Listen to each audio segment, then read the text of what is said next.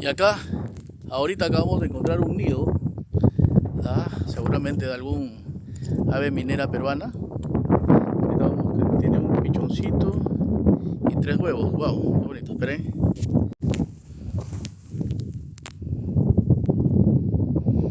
No sé si logran ver el pichón.